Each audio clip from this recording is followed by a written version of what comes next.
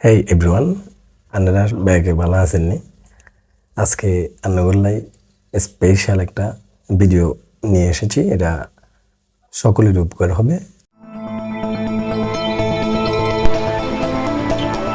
Actually maximum সময় imo না চাইলেও ইমো ইউজ করতে হয়। ইমো আমাদের দৈনন্দিন জীবনে অনেক কাজে আছে, আর বিশেষ করে আমরা আমাদের বাংলাদেশে অনেক মানুষ প্রবাসে বসবাস করে, ওদের জন্য হলেও আমরা অবশ্যই ইমো ইউজ করতে হয়। এই ইমোর প্রাইভেসির জন্য স্পেশাল কিছু সেটিংস আজকে নিয়ে এসেছি। এই সেটিংসগুলি আপনাদের সকলের উপকার হবে।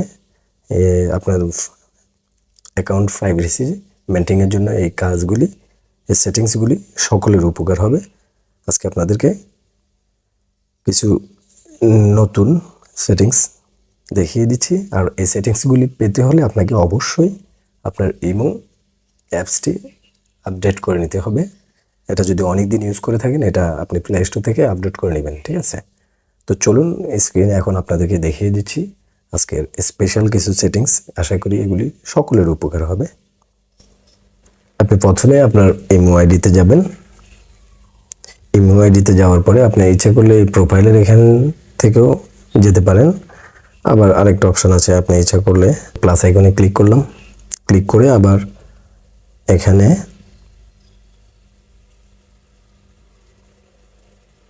মোরে ক্লিক করলাম।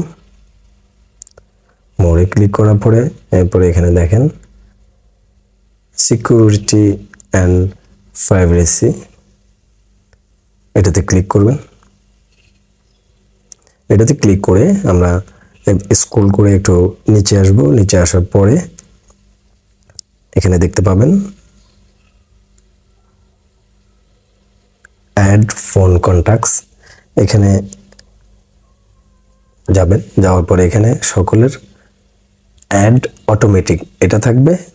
আপনি এটাকে অ্যাড অটোমেটিক থাকলে কি হবে, আপনাকে যদি আপনার ফোনে যদি কেউ আপনার ফোন নাম্বারটা সেভ করে, বা আপনি যদি কারো নাম্বার আপনার মোবাইল ফোনে সেভ করেন, তাহলে একসাথে এই মতো অ্যাড হয়ে যাবেন, অটোমেটিক্যালি অ্যাড করে নেবে। আর আপনি যদি ডোন্ট অ্যাড অটোমেটিক এটাতে ক্লিক করে রাখেন, তাহলে যে কেউ চাইলে, বা আপনি যদি কারো নাম্বার অনেক নাম্বার প্রয়োজনে সেভ করতে হয়, সকলে এই মুহূর্তে অ্যাড হবে না।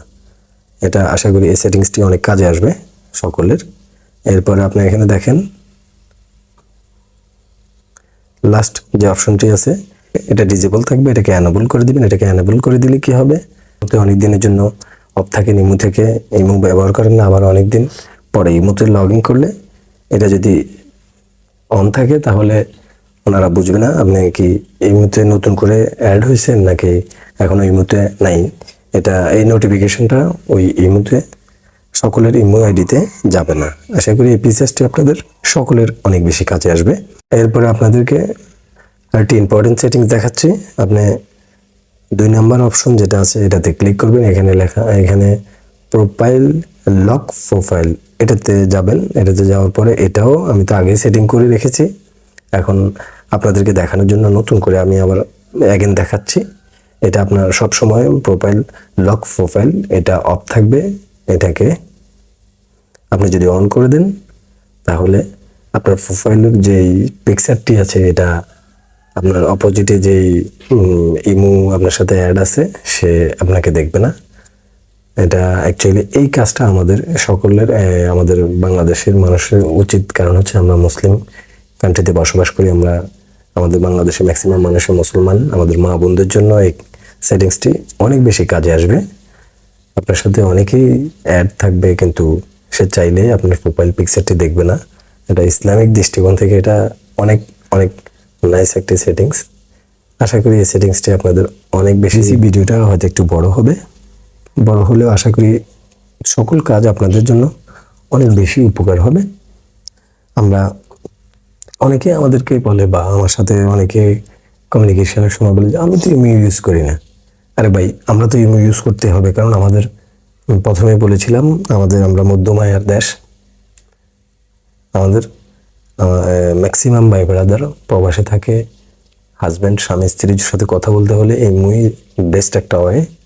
তো আজকের এই সেটিংসগুলি, প্রাইভেসিগুলি তাদেরও অনেক উপকার আসবে, যে ভাইদের ওয়াইফ দেশে থাকে বা হাজব্যান্ড ওয়াইফ কথা বলবে।